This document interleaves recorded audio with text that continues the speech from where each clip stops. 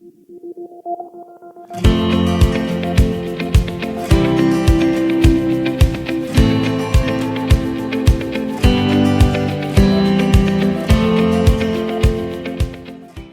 you very much, and really good to see so many people here, and thanks for all the organisation and such a beautiful place to be here. It gives a real ambience of that peace and respect. It's really great to be here because things I think have moved a lot. I'm a GP, as you can see in the introduction there, and I've been involved in nature and health for, well, since the mid-90s, when it was a bit strange. I was a bit of a tree hugger GP, and nobody quite knew what I was on about. But as you can see now, we're really moving in health. And I think what I'm going to talk to you now in the first part is some of the science that's been worked out of how health benefits come from nature. But then that's all very well, but how do you actually make it happen? So I'm chair of Active Essex, very proud to be that. Jason is CEO of Active Essex. I'm one of the active partnerships, the 42 active partnerships I'm set up by Sport England. And we're going to talk about what we've been doing. Jason will do that bit about the actual practicalities of how to get another sector involved with green space. So let's go through some of the science. So how does nature help us become healthy? So before we do that bit, let's look at the kind of the new thought about health in general, because it's all a bit of a muddle and it's starting to crystallize. We're animals. That's the absolutely fundamental thing we have to remember. And therefore, everything that we have got in our brains is designed to survive. Survival is the number one job that the brain does. And to survive, you have to feel safe.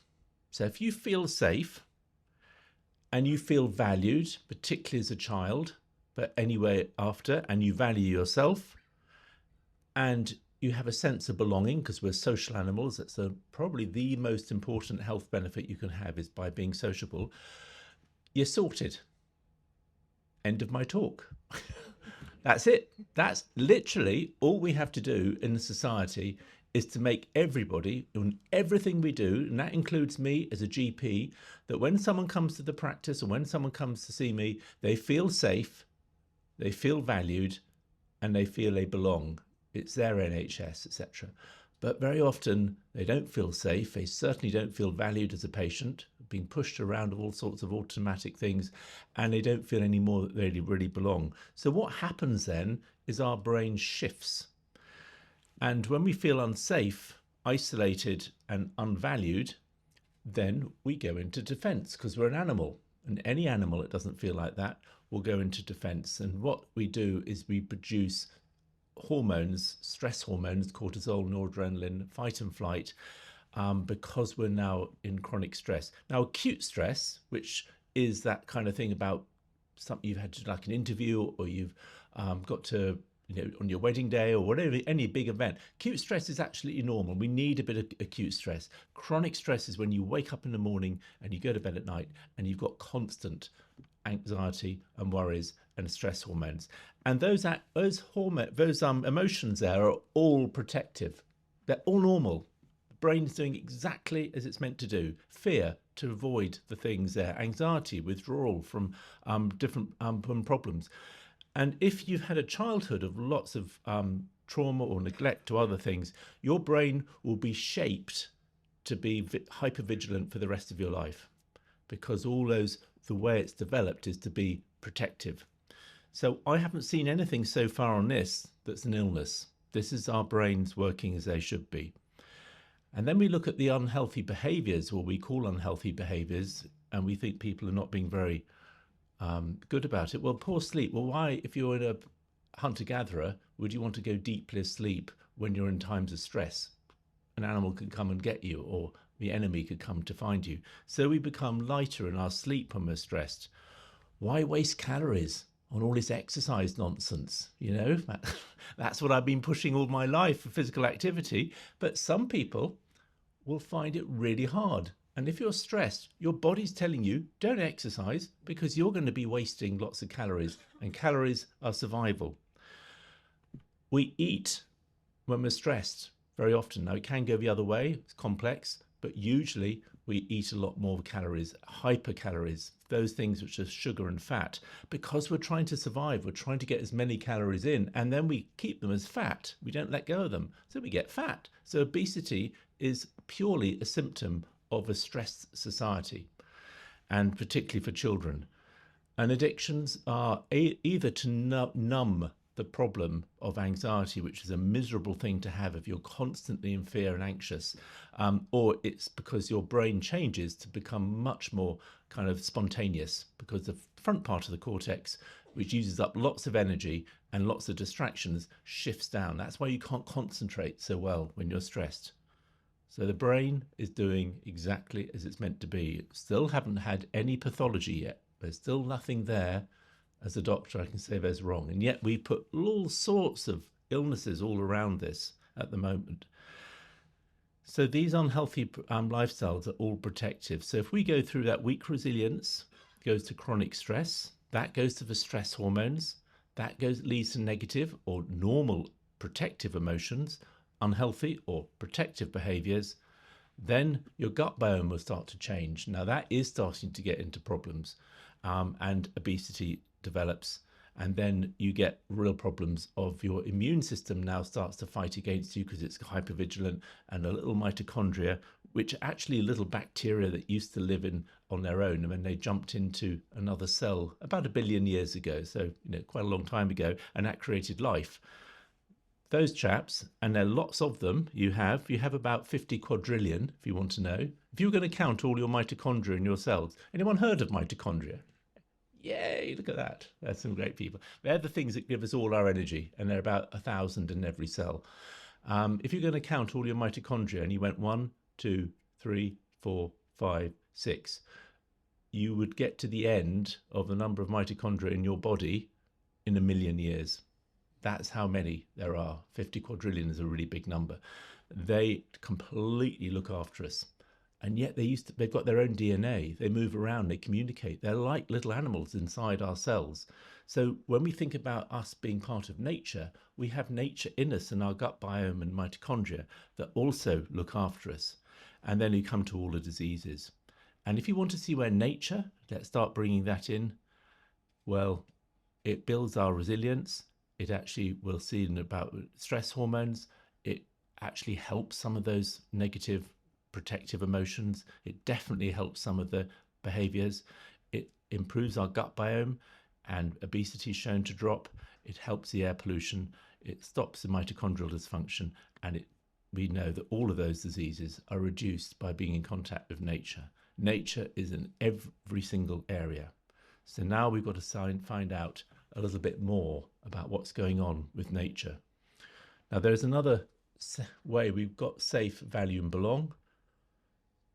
But in our lives, we've got people around us. We've got a place around us, which is obviously nature here. And we have purpose. Purpose is our own kind of why we're here, why we're on this world.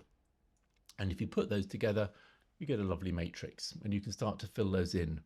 Now, actually, nature fits in all of those because, as we know, and I won't go too much into it, it's one of the most important pro-social ways of connecting people together.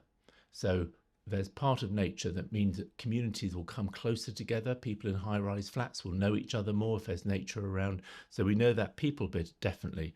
The purpose, it gives people that sense of belonging to a world hugely, and all of those are valued. But the one that obviously is most kind of obvious is the place. And here we see a sanctuary here, at the Arboretum here.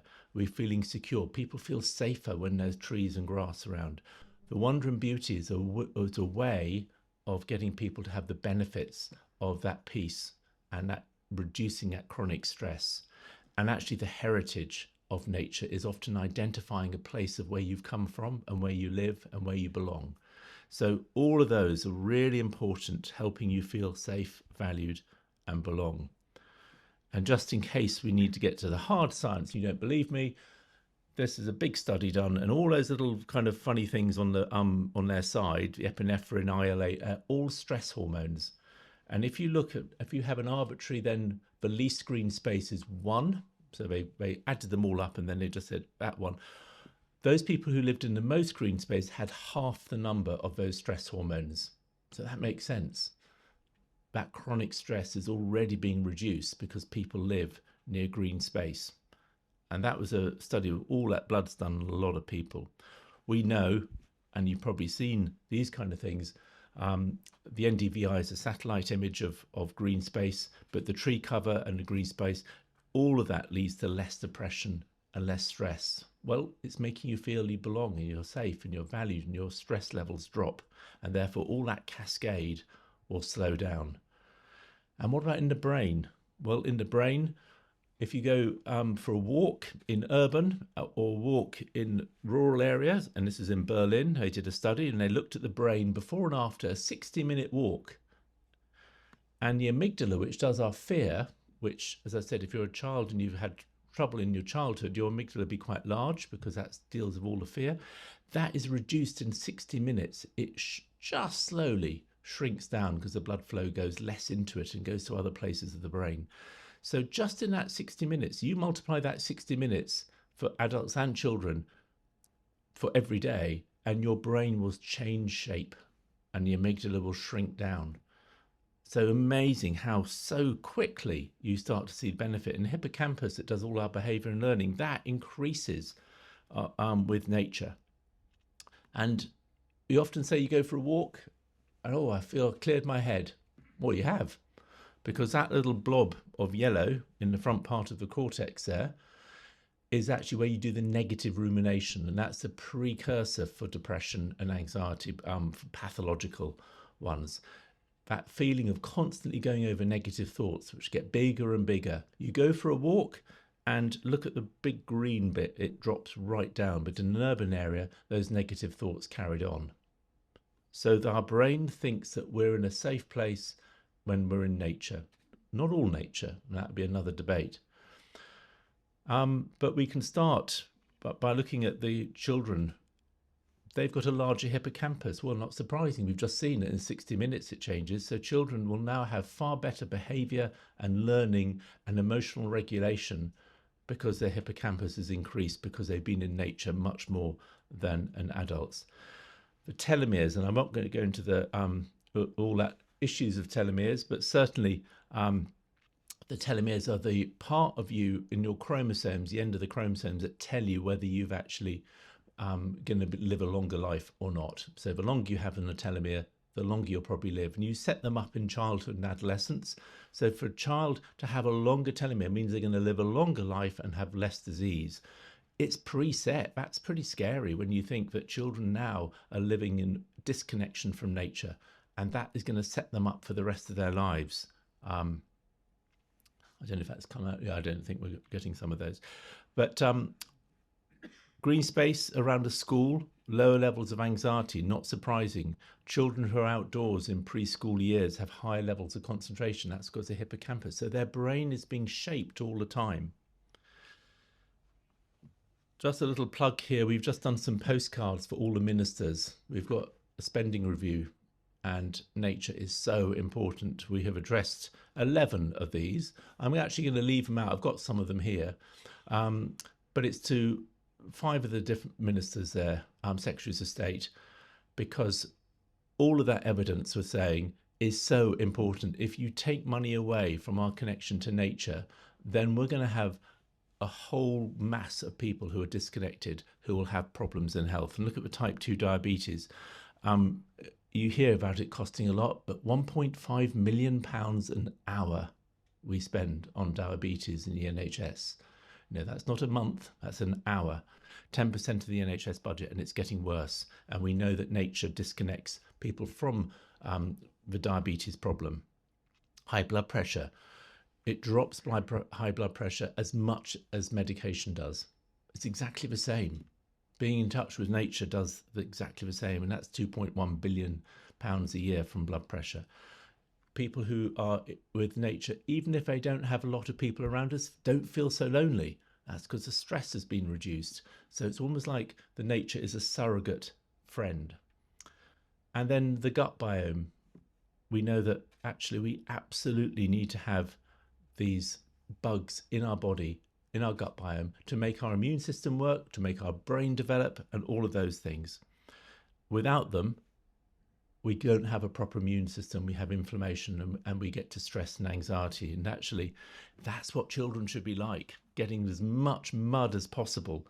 But the gut microbiome affects our stress in childhood. So the brain will shape itself in a better way if you've got all the bugs you possibly need in your gut biome. So looking at the, I don't know if you saw the national evaluation of preventing of green social prescribing. So Treasury, God bless them, put £10 million in to get the 7 pilots around the country on green social prescribing, where doctors and health professionals prefer people in. And the average return on investment was £2.42 for every pound spent. That's Treasury use of their calculation. And that only came out it says January 2024, but because of some ministerial problem, it only came out about 5 weeks ago. But that's starting to do, they wrote that, that's the Treasury saying that. And so they've extended the pilot to get more things sorted out there. And I'm just going to do now cautionary things. So Beat the Street is a thing I work on as well, apart from doing active Essex and being a GP from Intelligent Health. We get whole populations moving. So we've reached 1.92 million people have now played it. That's about 5,700 schools have now taken part in all of these areas. But the bit I really wanted to try and do is to tell you about the park here in Reading where we did Beat the Street, and we measured their resilience. And those resiliences on that grid, and we have a question for each of those 9 parts of that grid. And you can see here the high resilience of people living to the east of Prospect Park, but to the west they've got low resilience. Then we looked at people who went into Prospect Park, and you can see that those people with the poor mental health and lower resilience don't go to the park. And when we asked them, because they said it's a scary place, they don't like going, those people on the east said it's a great place, it's not scary at all. That's because their mind is different. They're looking at things differently. So what we have to do is not just give the park there, we have to make sure, are we getting all the people we really need to, who will benefit the most in there? And we can measure their nature connection index as well. But even when you do a catalyst like Beat Street, you can start getting people back again because they start to feel. So having events, having all of those things to encourage those people who right at the start having chronic stress is really key. So I'm going to stop there and I'm going to let Jason now tell us exactly what we're doing in Essex. Jason. Do you see the pace then? Relay change over quickly. You can be an athlete as well. Good morning, everyone. And thanks, William. And I've heard William speak several times. You can't but just absolutely be absorbed, particularly when he starts to talk about the mitochondria. I love that bit, actually. It's really quite exciting. My job is to kind of just take us through and canter through, actually, about how Active Essex, and a little bit about Active Essex, we are... Wrong way.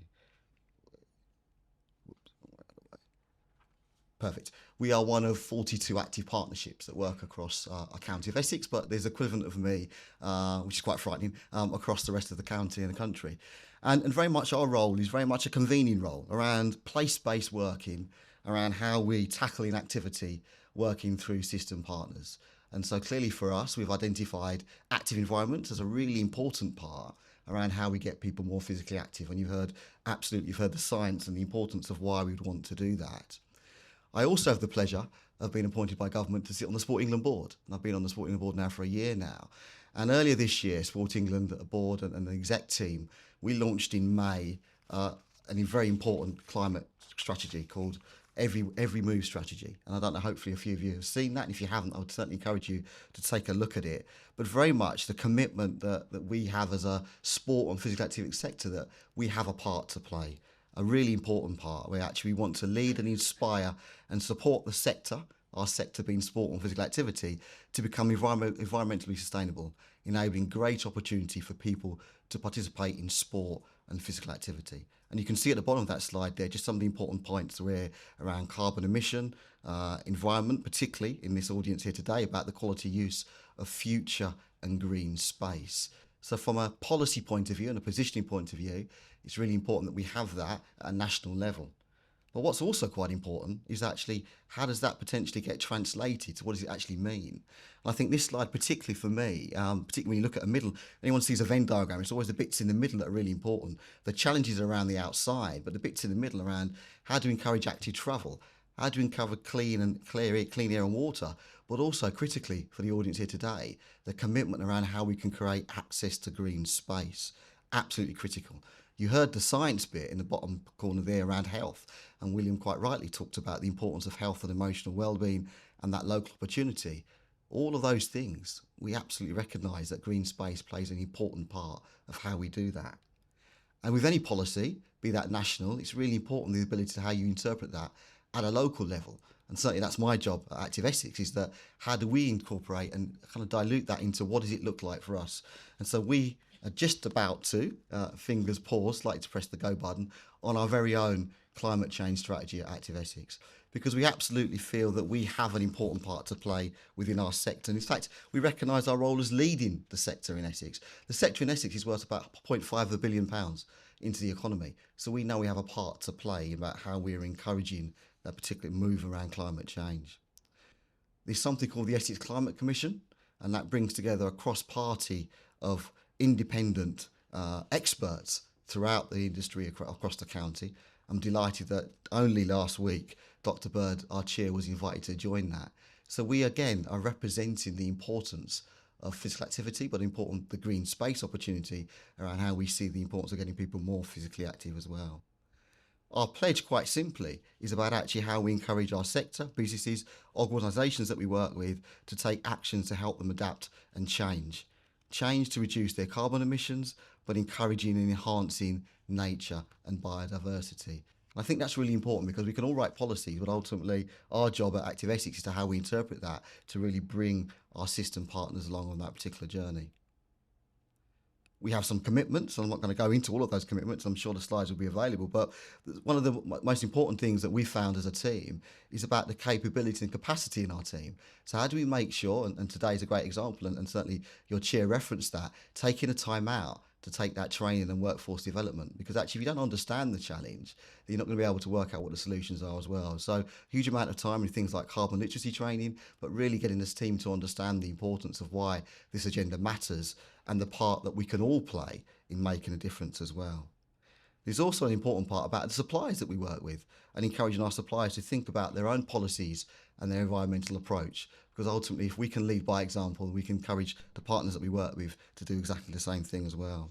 But as you can see on the bottom of this slide here, there's probably 4 key areas you can see there: the importance of nature, the importance of energy, the importance of waste, and the importance of transport. So finally, it's about how we activate green space, which is what you obviously clearly want to hear as well. And so William touched on the Treasury example around £2.42 around the green prescribing. We've got green prescribing projects. We're using our green space across the county in Essex. We're encouraging people who are inactive to come and take part and improve their mental health and well-being, which is having a real demonstrable effect on their lives. The importance of using green space in Basildon, biodiversity, in encouraging people that actually, by coming together and creating that resilience, that community cohesion, is making a profound impact on their life. We've actually got a social prescriber who's based in one of our GP surgeries who signposts people to green space as a prerequisite. And so ultimately, how can we get that activated across the whole of Essex, where we've got GPs and surgeries and subscribers pointing to green space, as the science, as you just heard from Dr. Bird, clearly demonstrates why that's so important. But what's also really important, final slide for me, is actually how we're using our parks and open spaces. So we've got something in Essex that we set up just over 12 and a half months ago now called Park Play. And it's quite simple. Every Saturday morning, we've activated 16 of our parks across the county, where we bring families together. And we've had over 30,000 attendees, where intergenerational families, children, parents, grandparents come and just play. The art of playing in open space. That could be quite simply walking, could be cycling, or it could be just playing. And that's really important, and that not only activates our green space, but really improves their mental health and well-being as well. And of course, I don't need to tell anyone in this room, I'm sure everyone's heard of the phenomenon of parkrun, we really made a conscious effort to ensure that Park Run was embedded across our county, because we saw the benefits of not just using the green space, but also encouraging people to see the open and green space they have on their doorstep, which sometimes they don't realise. 21 park runs, 14 juniors, and we see something in the region of 80,000 people a week taking part in Park Run. So it's really important from my perspective that we understand the science, we understand the need and reality, but my job and my team's job is to how we activate that to make a difference. So we absolutely believe, in final conclusion, that actually, growing hope, well, I think there is hope. There is real hope because there's real evidence that green space plays an absolutely important part on people's lives in Essex. Thank you.